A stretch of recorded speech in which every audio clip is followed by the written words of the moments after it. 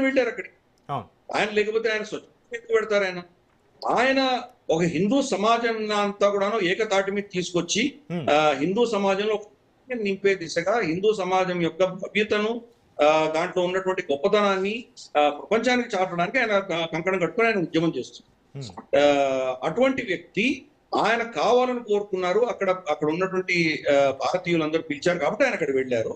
అక్కడ మత సామరస్యాన్ని భంగం చేస్తున్నది, మత సామరస్యం దృష్ట్యా మత విద్వేషాల దృష్ట్యా మాట్లాడుతున్నది ఎవరు అనేది మనం స్పష్టంగా గమనిస్తున్నాం. ఆయన ఎక్కడైనా ముస్లింల గురించి కానీ, క్రిస్టియన్స్ గురించి కానీ, లేదా ఇతరత్ర జూస్ గురించి కానీ ఏమైనా మాట్లాడారు? ఆయన మాట్లాడలేదు కదా. భారతీయులందరూ మతాలకు అతీతంగా అందరూ భారతీయులే. భారతదేశంలో ఉన్నటువంటి వాళ్ళందరూ ఈ దేశాన్ని గౌరవిద్దాము, ఈ దేశాన్ని రక్షించుకుందాము, ఈ సమాజంలో మనం అందరం పుట్టాం కాబట్టి ఈ సమాజాన్ని మనం ముందుకు ఎలా తీసుకువెళ్ళాలన్న దిశగా ఆయన మాట్లాడుతున్నారు. కానీ ఆయన ఎక్కడ మత విద్వేషాలు కానీ మతానికి సంబంధించిన అంశాలు ఎక్కడైతే ఆయన లేవనెత్తలేదు కదా. కానీ దాన్ని ఒక కుట్రపూరితంగా వీళ్ళందరూ చేస్తున్నారు, అంత మించి ఇంకేం లేదు. జోరాన్ మమ్దాని ఇచ్చిన స్టేట్మెంట్ మీరు చూసారంటే, జోరాన్ మమ్దాని 14 ఆగస్ట్ పాకిస్తాన్ వాళ్ళ ఇండిపెండెన్స్ డే రోజు ఈయన వాళ్ళ ర్యాలీకి వెళ్ళి అటెండ్ అయ్యి ఆయన ఇచ్చిన స్టేట్మెంట్ ఏంటి? అక్కడ పాకిస్తాన్ చాలా సుందరంగా ఉంటుంది, చాలా అద్భుతంగా ఉంటుంది, పాకిస్తాన్ ని చూసి ప్రపంచంలో దేశాలు చాలా నేర్చుకోవాలి అని చెప్పాడు. ఇది చాలా పెద్ద జోక్ గిరిధర్ గారు. పాకిస్తాన్ చూసి నేర్చుకోవాలనేది చాలా పెద్ద జోక్. కరెక్ట్. అంటే అదే నేను అడుగుతున్నాను ఆయన జోరాన్ మమ్దానిని, ఏం నేర్చుకోవాలో చెప్పండి. వాళ్ళని చూసి టెర్రరిస్టులు ఎలా పెంచాలని నేర్చుకోవాలా, లేకపోతే వాళ్ళని సూసైడ్ బాంబర్లు ఎలా తయారు చేయాలని నేర్చుకోవాలా, ఒసామా బిన్ లాదెన్ వంటి వాళ్ళని సంవత్సరాల తరబడి ఎలా దాచిపెట్టాలో నేర్చుకోవాలా, లేదా వాళ్ళ పేదరికం, విద్య లేకుండా, మంచి భవిష్యత్తు లేకుండా మగ్గిపోవడం చూసి నేర్చుకోవాలా? కరెక్ట్. అలాగే వాళ్ళ సొంత ప్రజల మీద F-16 వాడి వాళ్ళని చంపడం నేర్చుకోవాలా, ఏం నేర్చుకోవాలో చెప్పానండి జోరాన్ మమ్దాని. అదే జోరాన్ మమ్దాని ఇజ్రాయెల్ దేశానికి సంబంధించినటువంటి వాళ్ళ జాతీయ దినం ఏదైతే ఉందో ఆ రోజు ఆయన వెళ్ళలేదు. ఇజ్రాయెల్లో మీకు బెంజమిన్ నెతన్యాహుతో విభేదాలు ఉండొచ్చు, కానీ జ్యూస్ ఫర్ జోరాన్ మమ్దాని అని చెప్పి మీకు ఓటు వేసిన జూస్ కూడా చాలా మంది ఉన్నారు కదా. మరి వాళ్ళని సమర్థిస్తూ ఎందుకు వెళ్ళలేదు? ఈ రోజు బెంజమిన్ నెతన్యాహు ఉంటారు, రేపు ఉండకపోవచ్చు, కానీ ఆ దేశం వాళ్ళకి స్వతంత్రం వచ్చింది, ఆ స్వతంత్ర దినాన్ని వాళ్ళు సెలబ్రేట్ చేసుకుంటున్నారు, దానికి మీరు ఎందుకు వెళ్ళలేదు? అలాగే 15 ఆగస్టు భారతదేశం, ఆయన తల్లి భారతీయ మూలాల నుంచి వెళ్ళినటువంటి వ్యక్తి మీరా నాయర్. అటువంటి పరిస్థితుల్లో భారతదేశానికి సంబంధించిన 15 ఆగస్టు మన స్వతంత్ర దినానికి ఆయన ఎందుకు వెళ్ళలేదు, ఎందుకు హాజరు కాలేదు? ఇది ప్రశ్నించాలి కదా. ఏమన్నాడంటే భారతదేశంలో ఈ రోజు ఒక మతానికి ఎక్కువ ఒత్తాసు పలికేటువంటి సంస్కృతి వచ్చింది ఇక్కడ, నా తల్లి అటువంటి సంస్కృతిలో పుట్టలేదు, నేను అటువంటి సంస్కృతిలో పుట్టలేదు అని చెప్పి డైలాగ్. మరి ఒక్క మతానికే ప్రోత్సాహం ఇస్తున్నటువంటి పాకిస్తాన్ ఎందుకు వెనకేసుకొచ్చావు నువ్వు? ఇక్కడ ఎన్ని వైవిధ్యాలు ఉన్నటువంటి ఇన్ని దేశాలు, ఇన్ని మతాలు, ప్రపంచంలో ఉన్న మతాలన్నీ భారతదేశంలో.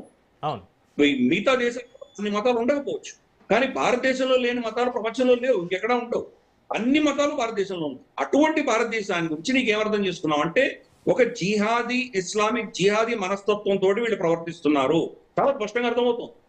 అలాగే మనకు United states commission for religious freedom ఏదైతే ఉందో దాని యొక్క అధినేత వచ్చి డాక్టర్ ఆసిఫ్ మహమూద్. అతను పాకిస్తాన్ మూలాల నుంచి వచ్చినటువంటి వ్యక్తి.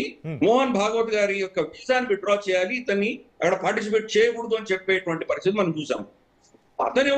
అతను గతంలో కొన్ని 2-3 సంవత్సరాల ముందర అతను ట్వీట్ చేసి ఏం చెప్పాడంటే, పాకిస్తాన్ అన్న దేశం మత ప్రాతిపదికన ఏర్పడింది కాబట్టి ఈ దేశంలో హిందువులకి, సిక్కులకు స్థానం లేదు అని చెప్పినటువంటి అటువంటి వ్యక్తి ఈ రోజు RSS మీద కామెంట్ చేయడం కంటే పెద్ద జోక్ కేవలం ఉందా? ఎంతో విడ్డూరం. ఒకటి మాత్రం క్లియర్ కట్ గిరిధర్ గారు, ఒకటి RSS ఎదుగుదలను కొందరు ఓరలేకపోతున్నారు. RSS ఈ రోజు ప్రపంచంలోనే అన్నిటికంటే పెద్ద స్వచ్ఛంద సంస్థ, లార్జెస్ట్ NGO ఉన్నామా, లార్జెస్ట్ వాలంటరీ ఆర్గనైజేషన్. వీళ్ళు చేస్తున్న సేవలకు యాక్చువల్గా ఇప్పటికి ఎన్నో నోబెల్ పీస్ ప్రైజులు రావాలి వాళ్ళు, కానీ ఇది హిందూ పార్టీ అని ముద్ర వేసి క్రిస్టియన్ భావజాలం ఉన్నటువంటి అలాగే ఇటువంటి జిహాదీ ఆలోచనలు ఉన్నటువంటి వాళ్ళు దీనిని ఏదో విధంగా రాక్షసీ శక్తిగా చిత్రీకరించేటువంటి ప్రయత్నాలు చేస్తున్నారు.